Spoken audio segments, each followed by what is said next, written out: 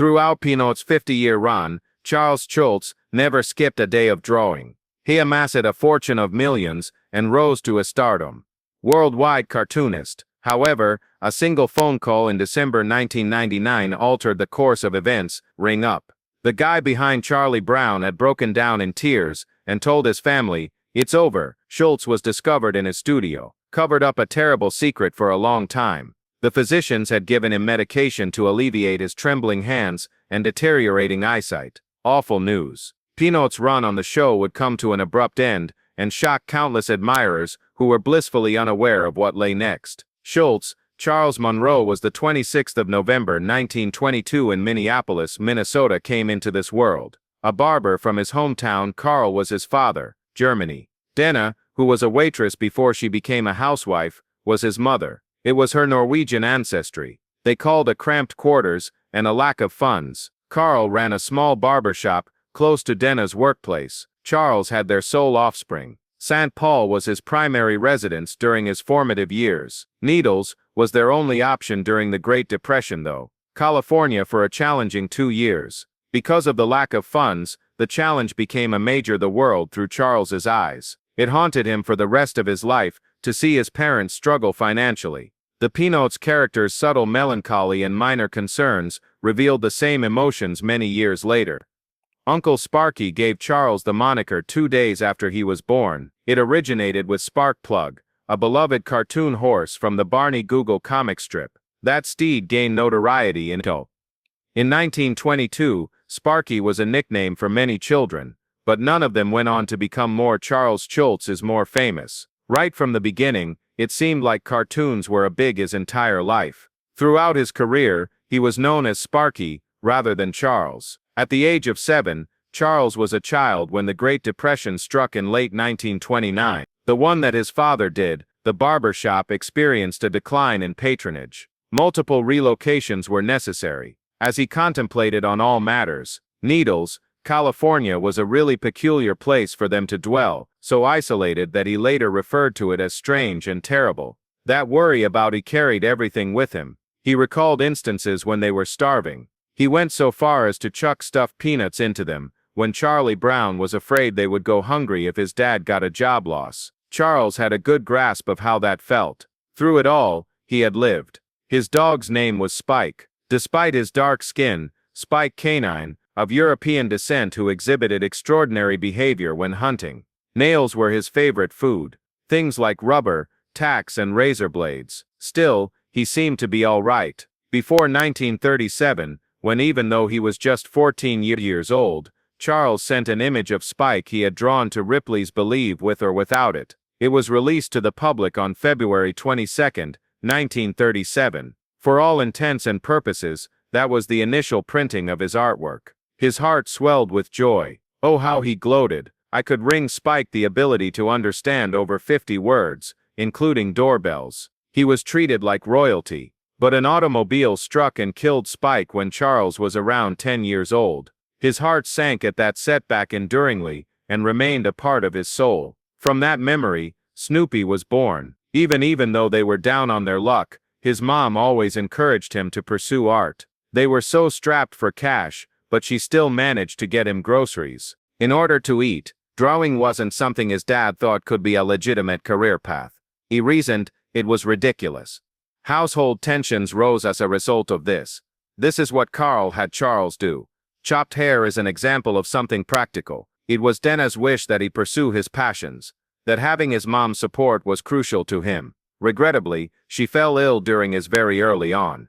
Cervical cancer took her life in 1943 when she was only 48 years old. It shattered he had. That week, he was being called up to the military. She was unable to even meet him. Make it. From that point on, it seemed like a little bit of her was in every drawing he created, on the inside. Charles began his formal education at Richard Gordon Elementary when he was 6 years old. Paul, St. Because of his exceptional intelligence, he was advanced 2 grades. However, only added difficulty. He outshone everyone else in terms of age and stature. The other children relentlessly picked on him. Reluctant and reserved, he kept to himself. Without fitting in, he was an outsider. That he would always be haunted by the agonizing sense of exclusion. it evolved into Charlie Brown, the always impatient youngster is meant to be, regardless of his determination. His Spike was published by Ripley's. Charles ought to have been proud of his drawing in 1937. Nevertheless, his fellow students joked with him. According to them, the drawing was stupid. His instructors were just as indifferent. It was learned at a young age that being popular is no guarantee of success. At times, it resulted matters deteriorated. His comics repeatedly emphasized that lesson. Very high things at school were far worse. Though he did poorly in algebra, Latin and English, he managed to physics as zero. He made an effort to have his artwork included in the yearbook. However, all of them were turned down. His heart sank. Despite his best efforts, they left out the reason. He lived with the lingering effects of that rejection. And he went so far as to reveal his previous report card at the age of 53, only to show that he wasn't as dim as several individuals stated. His mother was diagnosed with in 1938, when he was a youngster, carcinoma of the cervical region. For the following 5 years, her condition deteriorated gradually. Initially, no one brought it up with Charles, but he witnessed her suffering on a daily basis. Many times she sobbed. A little morphine helped. He started making comics as a way to lift her spirits. There was no other manner in which he might be of advantage, so that his dad could keep an eye on her constantly. They moved into an apartment above the barbershop. The author, Charles, witnessed her gradual fading. He would be roused from his slumber by her cries. Her passing occurred on just 3 days before he was ordered to fight, on February 28, 1943. That day, he will never forget the expression on her face. At the age of 17 in 1940, Charles decided to take a class from one of the art education institutes that offered mail-order classes. Spent $170 on it, enough to cover his father's income for a few months, a substantial sum in those days. Carl Denna's mounting medical expenditures didn't stop her from paying it. All aspects of the figure were examined by Charles, sketching into typography. Occasionally, they were unable to purchase electricity, so he employed the use of candlelight. He kept using the same materials till they were used up. In the future, he received a job grading art for the same institution in order to assist pay for additional lessons. As he discovered, pursuing the lesson that you had to sacrifice for your dream stuck with him. On February, in 1943, Charles was sent to serve in the military. Within the 20th century, he rose through the ranks to the rank of Staff Sergeant, Armored Brigade. He commanded a squad of machine guns capable of firing 50-caliber rounds across Europe. He was the group touched down in France on February 19, 1945. In the midst of combat, they marched nearly 1,400 meters. Zones, just 1 day after the camp was closed on April 30, 1945, they reached Dao, achieved freedom. They were strolling close to their vehicles, the survivors. It was something that Charles would always remember, the appearance of them. He was never able to shake that terror. While he was leading a gun team, he neglected to reload the weapon and fired only once. A German soldier ceded control anyway. The combat infantryman's badge was Charles's reward for his service, badge which he took great pride in receiving. Prior to his departure, he received his final opportunity to visit his mom.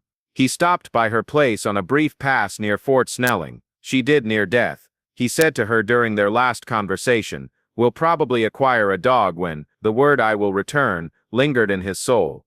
That dog was Snoopy later on, a secret he was never able to tell her. Upon his return from the war in late Charles had changed by 1945, his heart was heavy with sorrow and suffering. Resuming his residence in the studio flat atop the barber shop, he relocated. Even though he considered suicide, he persisted in creating art. On the contrary. Starting in July 1946, he worked at art schools that offered instruction, giving low-paying grades to drawings. It appeared as though he was making no progress, but that his future was planted in the office. A few of my co-workers served as role models for the Peanuts gang.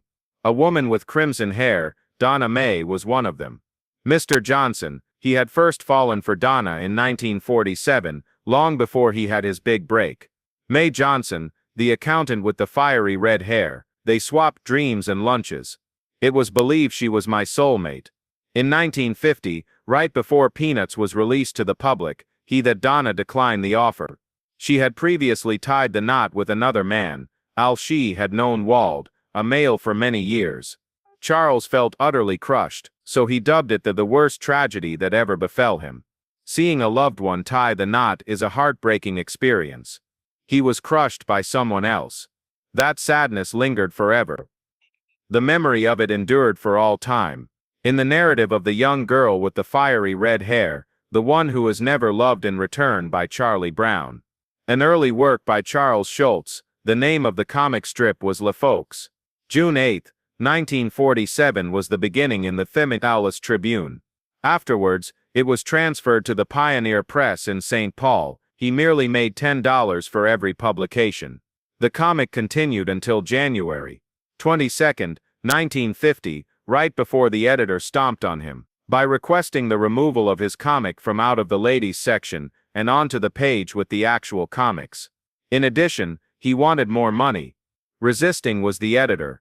Schulz was finally compelled to, after nearly 3 years of attempting to step away. He lived above his dad's barbershop when he was just 24 years old, struggling to make ends meet as a cartoonist. I was devastated by the loss. Small People had been a breakthrough for him. In the end, he persisted. The idea was repitched to United. The people at Feature Syndicate warned him that the moniker Lil Folks was too similar to alternate strips. Good old Charlie Brown was Schultz's proposed alternative, but the group chose to disregard him. The name Peanuts was chosen by a production manager from a list. Before picking it, he hadn't even read the comic. Schulz felt utterly shamed. He called it the worst name ever, and said it had no dignity. He hated the name for the rest of his life, all the way until he passed away in 2000. He kept begging them to change it, but they never did. The first Peanut strip came out on October 2, 1950. It was published in just 7 newspapers. Schulz made only $90 for the entire first month. That wasn't enough to live on, so he kept taking side jobs. One of them was lettering gravestones. The very first strip showed Charlie Brown walking past Cher and Patty. Cher smiled and said, "Good old Charlie Brown," but in the last panel he turned and said, "I hate him." That dark twist reflected exactly how Schulz felt inside. Snoopy joined the strip 2 days later on October 4. But even with him, the early response was slow and painful. Things began to change by 1952. Peanuts grew from 7 newspapers to 40. That was more than a 500% jump. Schulz kept pushing. He introduced Linus Van Pelt as a baby in September 1952. Linus later became the voice of reason in the strip, but when Schulz let Linus quote Bible verses in the late 1950s, editors pushed back hard. One Christmas strip in 1961 had Linus reading a painful passage from the book of Jeremiah. Some papers wanted to cancel Peanuts altogether. Instead of compelled to settle for less, he discussed faith through Linus, but he never turned the strip's focus to religion. Doing so was crucial in order to prevent defeat. Every single thing. Schulz tied the knot amidst it all. Their wedding day was April 18, 1951. Halverson, Joyce. At the age of 22, she was a mother to a little girl named Meredith. Schulz he took her in as his own and pretended she was his biological daughter. Despite this, they're not easy. Schulz had to pawn his art supplies in order to make ends meet, cover expenses. He could only have survived with those implements. And even at that, according to Schulz, he would defy the syndicate's demands and maintain his artistic style at all costs. In due time, they had defied having 4 more children. Schulz maintained a laser-like focus on his work. There were those who claimed he'd played a very minimal role as a parent and spouse. Snoopy altered the course of events. At the time upon his initial appearance in 1950, he remained an ordinary dog. He took a crawl and chose to remain silent. A surprising event, however, occurred on January 9, 1956. He got to his feet standing upright. It was never Schulz's intention. Snoopy just did it, he said. That irrevocably altered the course of the comic. In 1957, Snoopy was walking correctly across time. Despite his struggles as a writer and a cool dog, he became a flying ace in World War I. Joseph Cool Joe, now Snoopy was more than just a pet, he became famous all over the world. People became as familiar with him as Mickey Mouse or Coca-Cola. The Safety of Linus the Blanket made its debut in 1952. This concept quickly became a hotly contested one in the comic. Schulz found motivation from, although he never referred to it as a security blanket, It was his daughter Amy's favorite toy. In fact, readers did. At about the same time in 1953, the word was first used by a psychologist. Transitory item. Disagreements arose. According to some officials, the blanket had negative health effects. Letters angering parents were sent. However, studies revealed that for about toys and blankets had an emotional connection with 70% of the children. It sparked a discussion much more so. The most sage of the strip's characters, Linus, was also strongest emotional ties. Many were taken aback by that inconsistency. By 1955, over 100 newspapers carried Peanuts. Then Lucy's renowned mental booth arrived. Despite its innocent appearance, the lemonade stand provided therapy for a quarter. Serious matters would receive Lucy's incisive counsel. The notion came to Schulz, following his own therapy sessions following WWE. Parents were perplexed. Anxieties and dread of responsibility were topics discussed in a children's comic strip. While children thoroughly enjoyed it, there were 355 U.S. newspapers that featured Peanuts by 1958, and 40 worldwide ones. Some actual therapists even made use of Lucy's booth to teach their clients. The advice she gave was so remarkable.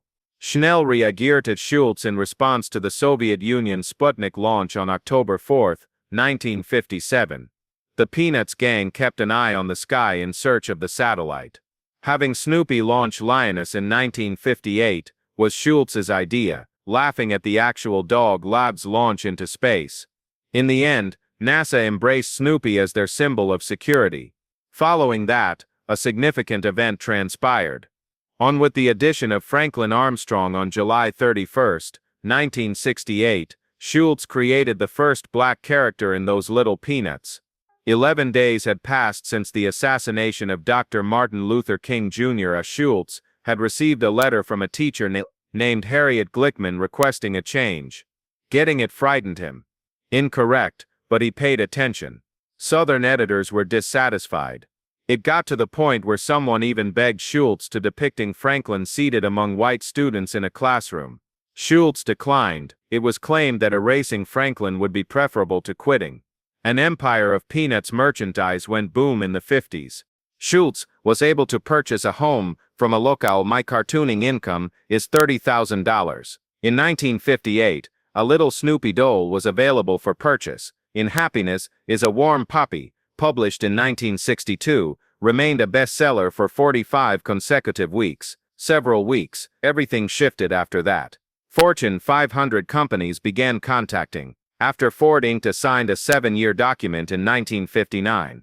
The Peanuts greeting cards sold by Hallmark were a smashing success in the year 1960. There were about 20,000 new Peanuts products released annually by the 1990s. A year's worth of sales for the brand exceeded $1 billion. Even Schulz was pocketing $40 million annually. His bequest keeps on giving long after he's gone, in the millions. As a cartoonist, he rose to become one of the world's wealthiest and most famous figures. In the year 1965, an extraordinary took place. A Charlie Brown Christmas was broadcast on CBS on December 9th. The system I despised it initially. None of them liked the jazz or the religious overtones, or the fact that the characters were voiced by children. It was considered a sure bet to bomb. However, 50% of all American homes where a television is in use, everyone loved it. They gave it an Emmy and a Peabody Award. Initially, Schulz made around $50,000 from it, but as time went on, over $50 million was made. An entire season of those specials began with that one seasonal Peanuts episodes for kids. Peanuts appeared in more than 1,000 newspapers by 1970. Schulz is on the strip alone was bringing in $1 million annually. However, the backlash followed. Some thought he was stealing concepts from Dennis the Menace and other comics. He was even accused by some of stealing characters. In order to defend his work, Schulz went to court. His pain was immense. The allegations continued to haunt him and contribute to his chronic anxiety despite his victory. The Hollywood Walk of Fame bestowed a star upon Schulz in 1975.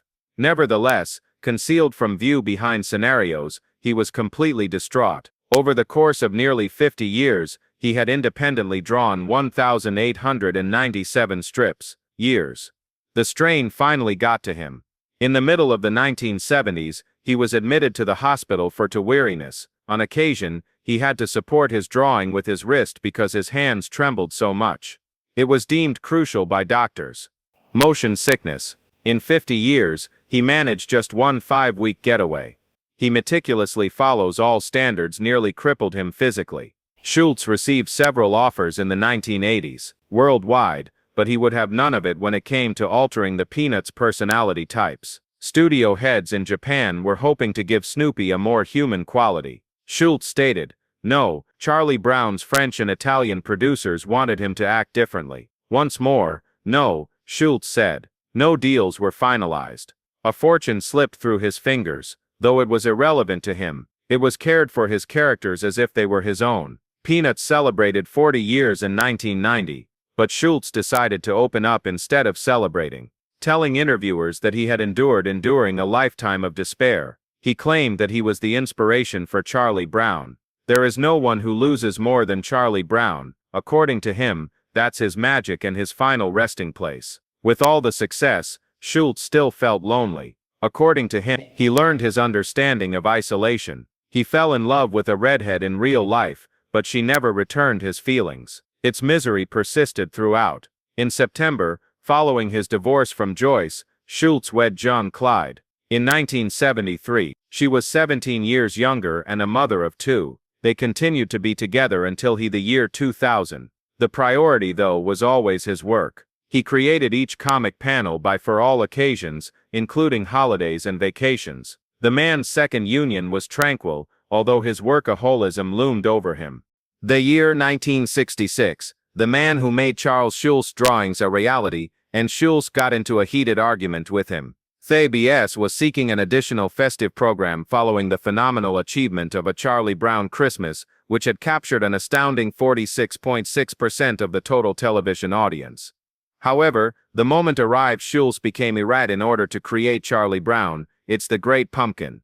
He reasoned Snoopy was being made to look too adorable by animator Bill Melendez. It was that Schulz nearly halted the entire project due to how bad it was. Production ran behind schedule. CBS lost thousands of dollars due to the rescheduling of advertisements. At long last, the special broadcasted much later than anticipated on October 27. With just $76,000 to work with, very little time has passed since the first Flintstones episode. To make matters worse, Schulz was a perfectionist. That conflict they carried around for a long time. Schulz was raking in $30 to $40K by the mid-1970s, million annually. But he still didn't feel secure, despite his achievements. In 1974, before he and the United Features Syndicate got into a major fight in 1977, they requested that he inject a more contemporary and edgy vibe into the Peanuts strip. "No," Schulz said. He, "either you print it the way I draw it, or I quit." Everyone was shocked by that. They secretly hired Al, the Superman artist, behind his back. Plastino will covertly create alternative Peanuts comics in the event that Schulz decides to step down. Their harvest would last for 18 months. The news reached Schulz in 1977, and he was very angry. However, he did not simply walk away, rather he utilized the treachery to secure a legal agreement. After that, the fate of the strip was entirely up to him. The covert blueprints were wiped out. Another gloomy period followed in the 1980s. A number of cartoonists claimed that Schulz had stolen their concepts for Woodstock, the little avian companion of Snoopy.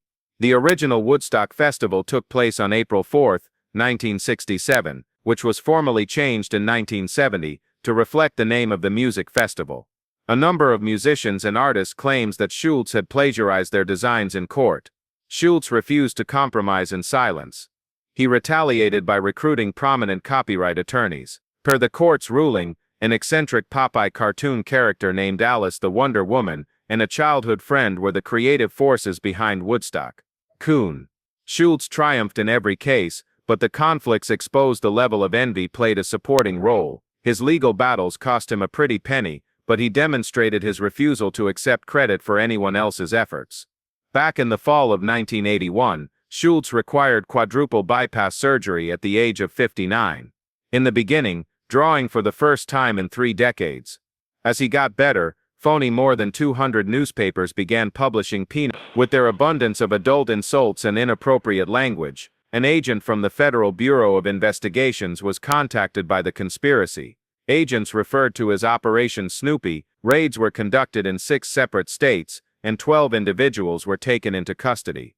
These were no laughing matter. They belonged to a big criminal organization engaged in the counterfeiting machines for printing comics, counterfeit comics, and intends to expand globally. The tremor in Schulz's hands became more severe around the same period. The spaces between his art began to appear less steady. In 1982, viewers were able to witness the difference. The comics sections of newspapers were on the decline by 1995. The price of peanuts fell down from 2,600 to approximately 2,000 papers. Exhausted, Schulz was 75 years old. Back in 1997, according to him, he is considering retiring early. Deadlines were driving him crazy, and he was enraged that the syndicate wanted to cut the comic scope or engage spectral artists for assistance. His solitary practice of drawing it spanned 47 years. People started talking about how other cartoonists were being approached in a clandestine manner, in his stead. Schulz went on his first vacation ever that year, a 5-week getaway. Old strips were reprinted while he rested. In doing so, he demonstrated to the world that he was still indispensable. The transmitted successfully. We renewed our contract in 1998. Nobody else would ever think to use tiny little balls. He maintained complete command. However, 1999 arrived. An emergency procedure to clear Schulz's blocked artery was performed on November 16. Across his abdomen.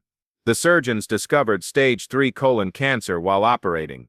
Metastasis had occurred in the cancer. Blood clots caused him to suffer from multiple strokes later on. Doctors only prescribed 6 to 7 days left to life. Even though his health had been deteriorating all summer, nobody had any idea how bad it was until that particular day. His age was 76. Each stroke washed out his eyes. He lost the ability to draw after going blind in one eye. He was constantly sick from chemotherapy. When December rolled around, Schulz was stuck, until they can finally kick the bucket. According to Monty, his son, he appeared exhausted and defeated. The dexterity of his grasp had been trembling for a long time, but now it had become unbearable. In Monty's opinion, being unable to his will to draw had been broken. He withdrew from the war. The 14th of December, Charles Schulz announced his retirement in 1999. While speaking with Al in an interview with Roker for the Today Show, he broke down in tears. To his surprise, he discovered that it was I had no idea what would happen to me, and now it's suddenly gone, and I did not let anyone take it away from me. As he signed off on his final comic, he had a severe episode. In his mind, he murmured, "That unfortunate child, I got to kick the football," he said, his voice carrying an air reminiscent of Charlie Brown's. Fooled by life's final twist, Schulz had one last demand before he retired. To his contract, he appended a provision. He was the last person who could carry on Peanuts. It was shocking to the syndicate. Even after switching cartoonists, most comic strips Schulz declined. Every member of his family was totally behind him. In his retirement years, around as an alternative to having it handled by another party, 95% of newspapers consented to air reruns. Only in his drawing would Peanuts endure. But Schulz persisted through his cancer moving. In the year 2000, he took his daughter ice skating on February 11th. Well, that was only a day prior to his passing. He died at 9:45 in the morning while he was sleeping. p.m. as of the 12th of February. Newspapers began publishing his the following morning, on February 13th. Last comic for Sunday. It turned into a farewell even though it was already scheduled. Letter. Dear friends, Snoopy typed on his typewriter in the comic, and expressing my gratitude to each and every one of you. After half a century, Schulz had drawn 17 of the 197 strips. The moment the events leading up to his death and the final strip seemed surreal, almost fantastical. In 75 countries, 2,600 newspapers were running Peanuts stories, and in 21 at the time of his death, an average of 355 million people per day had perused his writings. Due to his habit of drawing weeks in advance, Schulz once speculated that the comic might survive him. Then it happened. Following his death, the funeral drew approximately 500 mourners. Problems arose, however, when a new released a biography in 2007, Schulz and Peanuts, written by David regarding Schulz's private life, McKees made grave allegations. His alleged frigid, depressed, and even had an extramarital affair with a woman half his age. His offspring, furious, was Monty. He said the book was full of fabrications and false quotes. Everyone in the family asserted that the book skewed everything